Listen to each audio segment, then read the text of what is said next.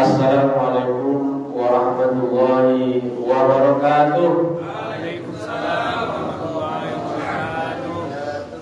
Alhamdulillah, alhamdulillahirabbil alamin. Wassalatu wassalamu ala asyrafil anbiya'i wal mursalin wa ala alihi wa sahbihi rasulillahi ajmain. Amma ba'd.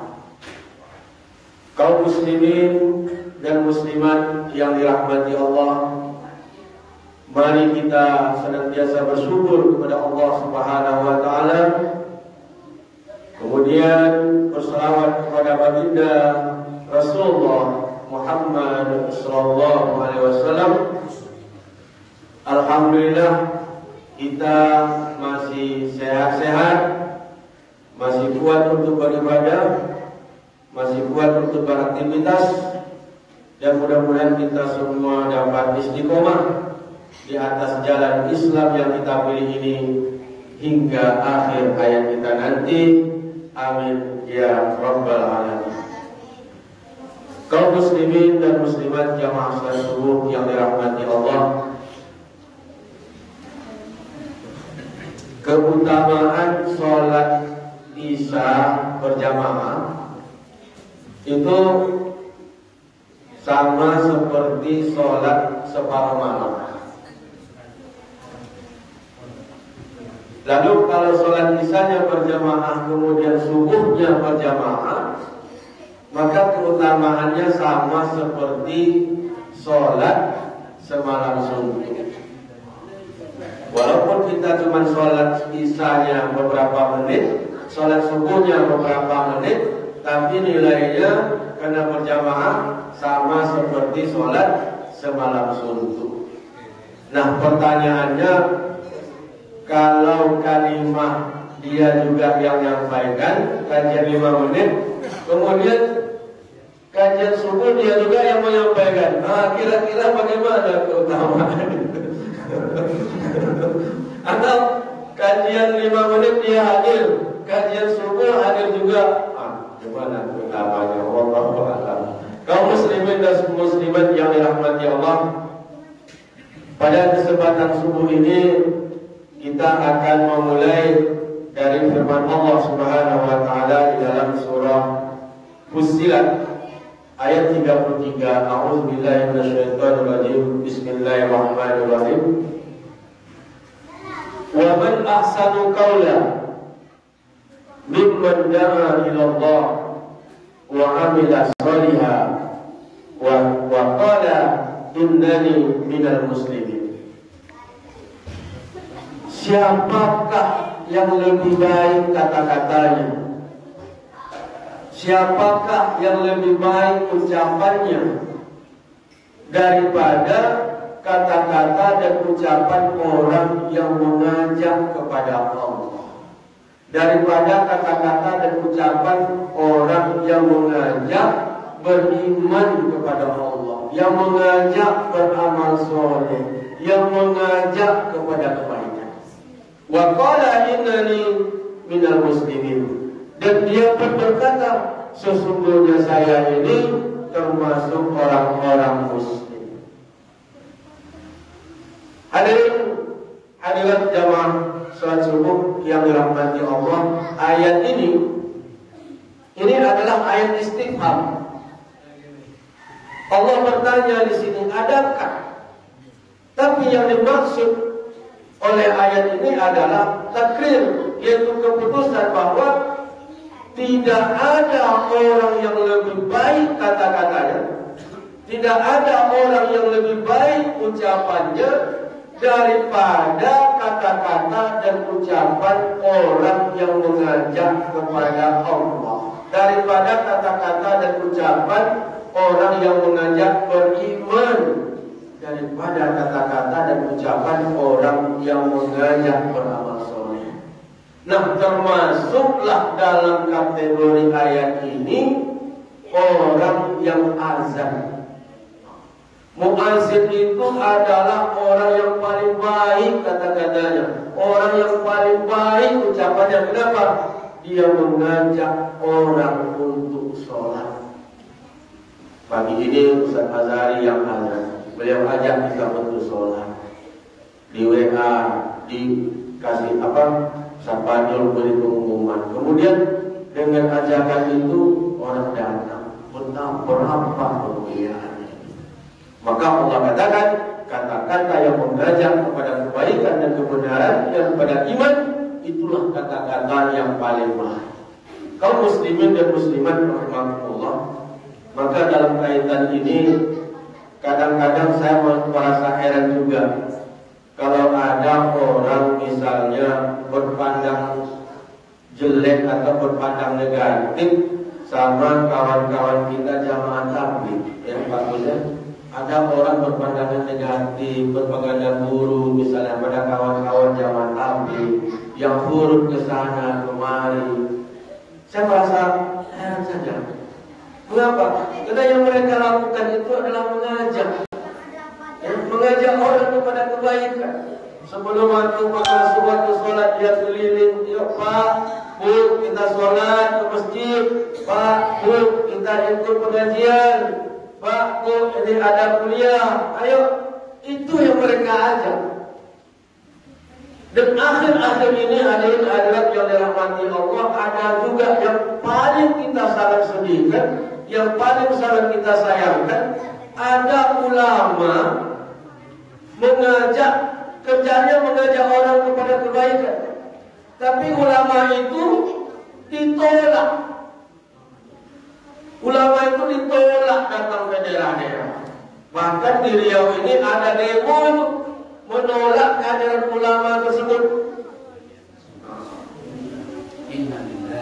Saya sangat setuju dengan kalimat Kiai Haji Yahya Al-Bahjah. Kiai Haji Yahya Al-Bahjah, ya, dia heran juga kenapa ditolak. Padahal kata Kiai Yahya Al-Bahjah itu, orang ini mengajak kepada kebaikan.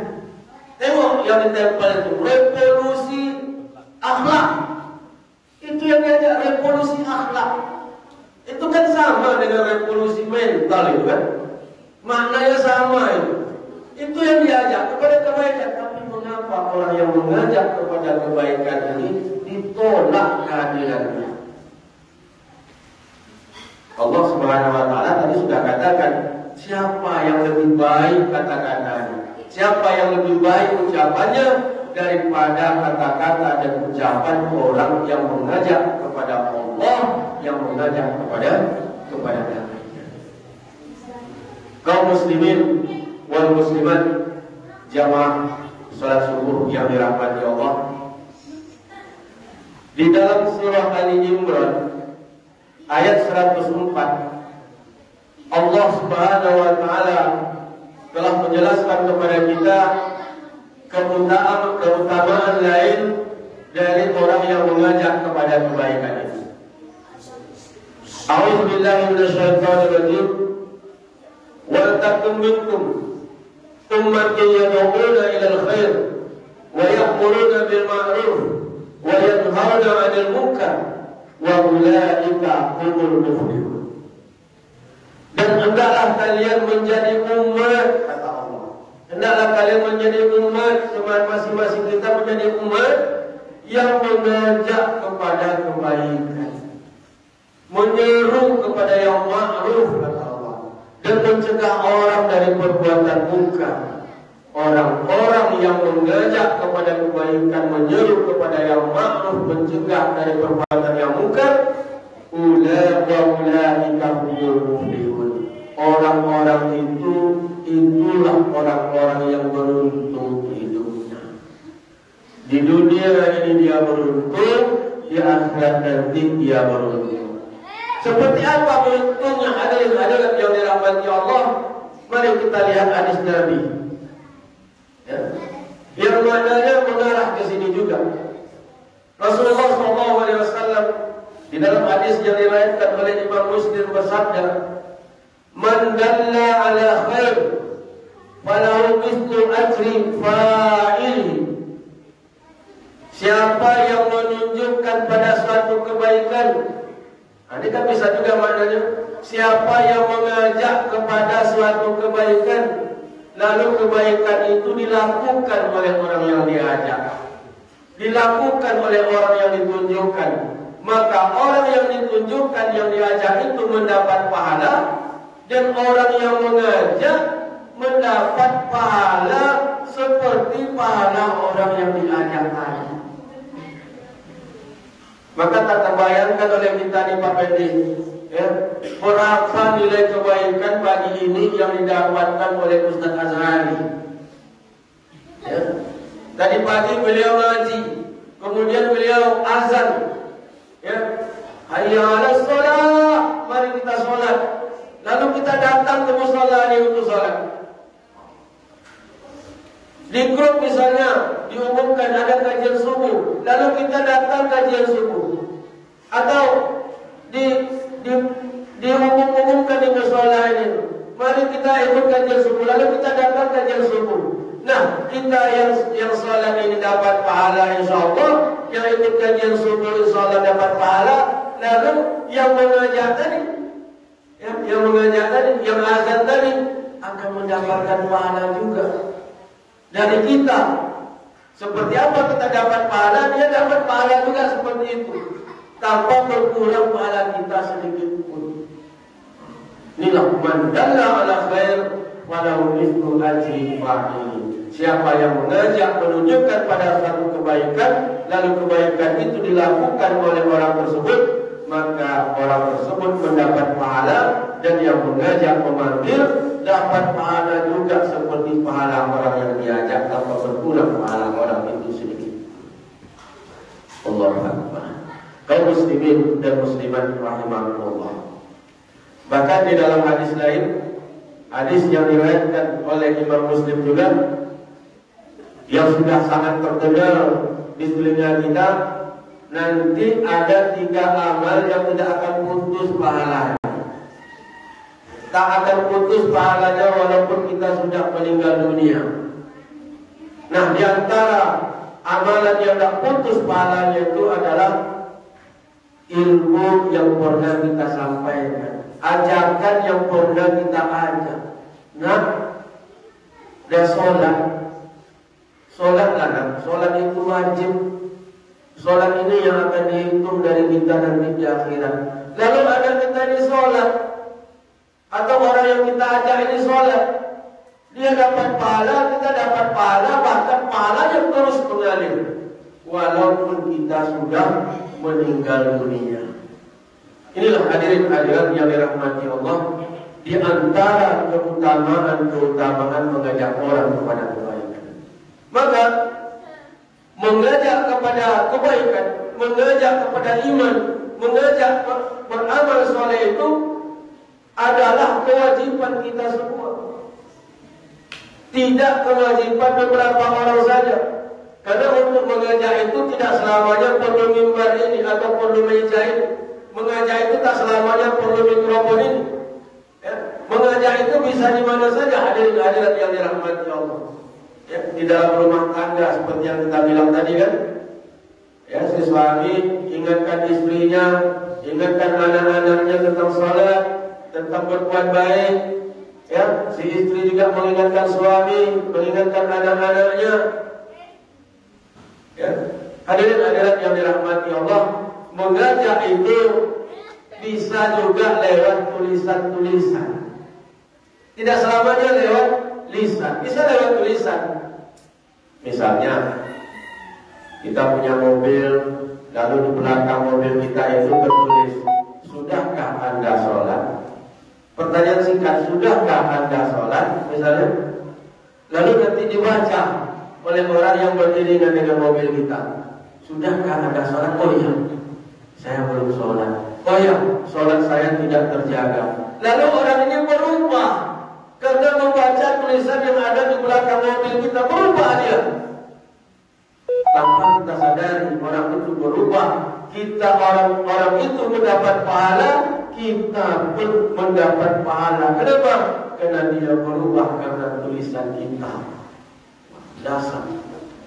Di jalan-jalan Bapak Ibu sekalian, sering kita lihat kan, ada tulisan tentang Arabnya riba, jauhnya riba, jauhnya riba. Singkat memang, tapi kalau ini diikuti oleh orang, wah, orang itu dapat pahala, kita yang membuat pun dapat pahala. Ini yang rajin di Facebook, yang rajin di WA, berdakwah di Facebook, di WA, Masya Allah, ini adalah mengajak orang kepada kebaikan. Hadirin hadirat yang dirahmati Allah, di apa itu, di jalan Kiai Haji Ahmad Dahlan itu, ya, dekat Ma'arif, depannya Muhammadiyah, itu ada toko elektronik. Ada toko elektronik. Dia mengajak dengan kalimat yang singkat saja. Apa ditulisnya kalau dia sholat? Dia sholat di situ, Ustaz. Maaf, lagi sholat zuhur. Ya, informasi. Toko koneksi itu ada di depannya itu. Itu kalau dia sholat ditulisnya itu, maaf lagi sholat. Ini tulisan pendek, tapi pengaruhnya ini dahsyat. Hadirin yang dirahmati Allah. Dahsyat kepada jalan tetangga di toko itu. Dahsyat bagi orang yang membaca. Oh iya, kalau orang itu berubah, orang itu sholat, orang baca di sholat, maka yang menulis tadi mendapat kebaikan. Hadirin yang dirahmati Allah. Kemudian ini tak lama-lama sih, dia 20 menit itu kan. Hadirin yang dirahmati Allah, seperti yang kita katakan tadi, mengajak kepada kebaikan itu adalah kewajiban kita semua. Mari kita perhatikan sejarah masuk Islam ke Indonesia. Sejarah masuk Islam ke Indonesia. Siapa yang telah membawa Islam ke Indonesia? Utsman. Boleh, pada masanya ada yang berpendapat seperti itu. Tapi yang sangat terkenal, yang membawa dakwah Islam ke Indonesia ini adalah pedagang, ya, saudagar. Dan mereka bukan saudagar kecil-kecilan, bukan saudagar tingkat kampung. Mereka adalah pedagang internasional. Mereka yang telah membawa Islam ke Indonesia ini, ya. Artinya, di samping dia sebagai pedagang, dia juga berdakwah. Di samping dia sebagai pedagang, dia juga mengajak orang beriman kepada Allah, mengajak orang beramal soleh. Pedagang-pedagang ini, dia berdagang dari Mekah, kemudian pergi ke Persia, pergi ke Gujarat, pergi ke Indonesia, ya, dari daerah Melayu ini. Nah, sambil dia berdagang, dia juga berdakwah, dia menyebarkan Islam, mengajak orang untuk Islam dan beramal soleh, sehingga akhirnya Islam di Indonesia ini mayoritas. Jadi, apapun profesi kita, Bapak Ibu sekalian, jangan lupa untuk mengajar. Saya kita contohkan tadi itu adalah pedagang. Jadi kalau kita pedagang, seperti yang tadi itu, mengajak orang kepada kebaikan. Kemudian kita lihat lagi sejarah di Indonesia ini. Ya, sejarah di Indonesia ini. Mengapa di Indonesia ini mayoritas umatnya Islam? Ya, di Sumatera ini mengapa mayoritasnya Islam? Di Jawa. Lalu mengapa misalnya di Papua, di Irian Jaya itu Islamnya minoritas? Kalau kita lihat sejarah hadirin yang dirahmati Allah, daerah-daerah yang mayoritas umat Islamnya adalah daerah-daerah yang dahulu pernah berdiri kerajaan Islam di situ. Di Sumatera ini misalnya berapa kerajaan Islam? Banyak. Ya, kerajaan Islam itu rajanya Islam. Karena rajanya Islam, dia ajak rakyatnya untuk Islam. Dia ajak rakyatnya untuk beriman dan beramal soleh. Di Aceh ada kerajaan Pasai, ada kerajaan Aceh.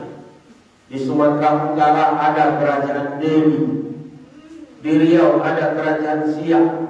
Di Sumbar ada kerajaan Pagaruyu. Ya, ini di Sumatera dan kerajaan-kerajaan lain.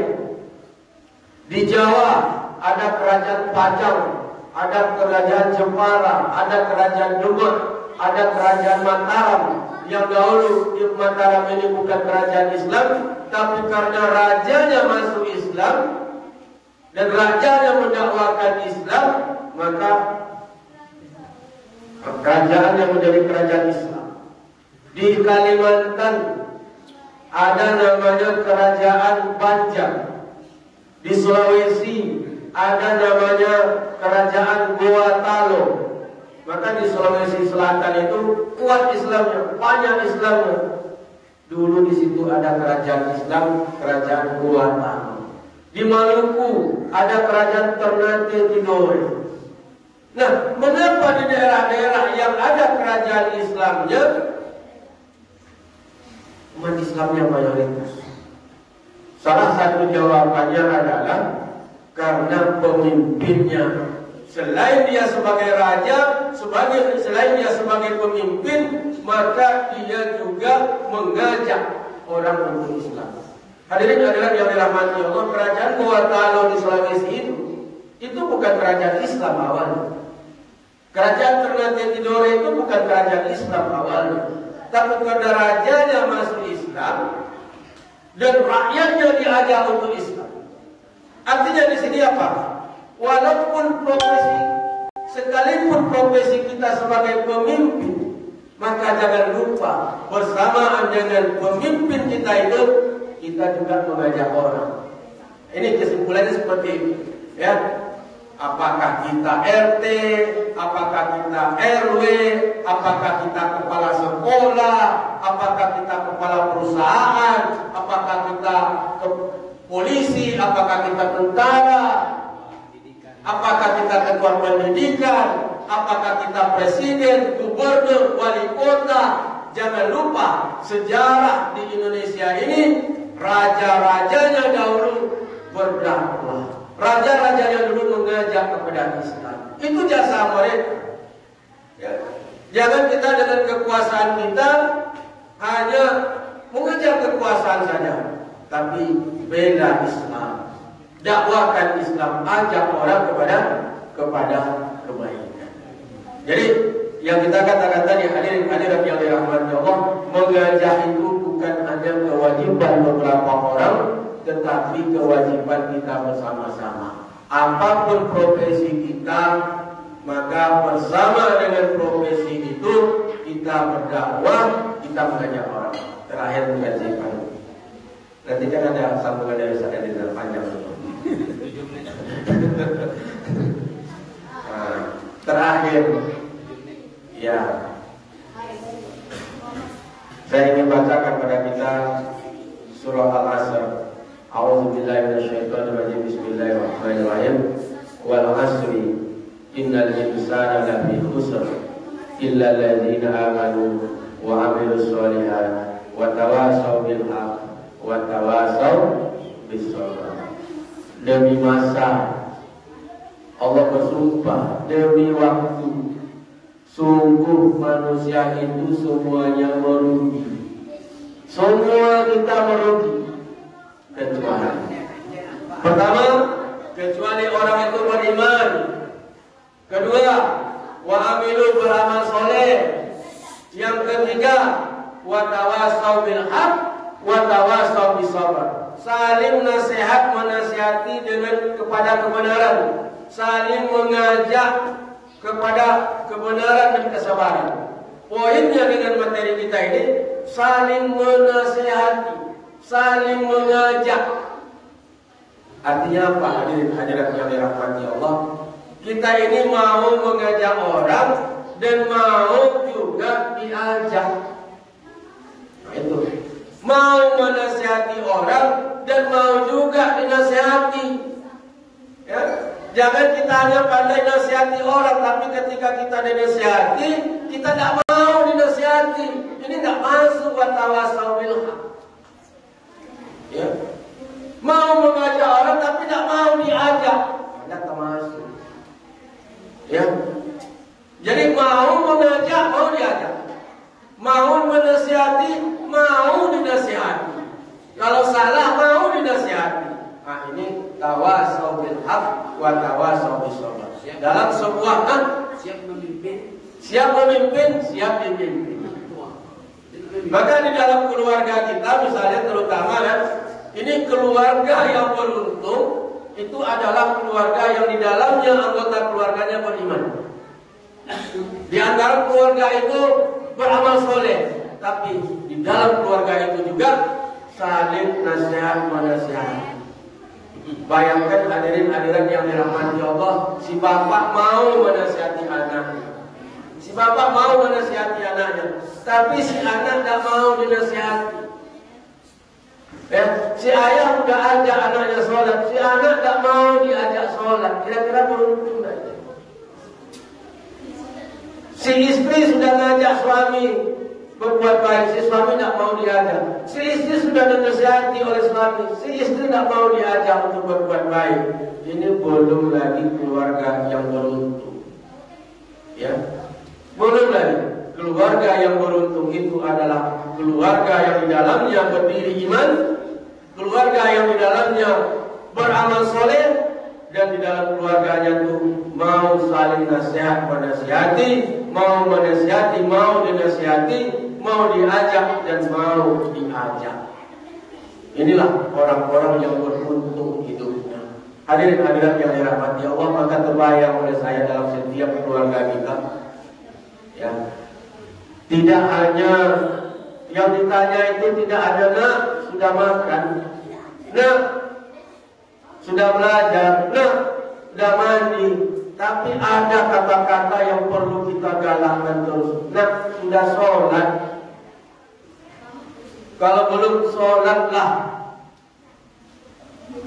Ya, ini mesti lebih banyak lagi semestinya kita ingatkan. Dah sholat, sholatlah, dah sholat, sholatlah. Zuhur dah masuk, Isya dah masuk, sholat. Ayo sholat ke masjid, ayo sholat ke musola. Ini mesti yang paling banyak. Tidak yang paling banyak itu dah makan, dah minum, dah pergi ke situ, dah belanja, dah ini. Itu boleh, tapi ada yang lebih lagi saling mengingatkan. Maka keluarga kita akan menjadi keluarga yang bahagia, keluarga yang beruntung. Karena orang-orang yang mau mengajak itu adalah orang-orang yang beruntung hidupnya di dunia dan di akhirat. Inilah kiranya sifatnya. Cukup baik, tidak usah panjang-panjang, nanti ditambah oleh Saudara Rizal itu. Ya, Pak Pembina ya. Ya, kalau lama saya nanti lama bulan nunggu sah-sah-sahnya, pahnya setakat lagi. Wassalamualaikum warahmatullahi wabarakatuh.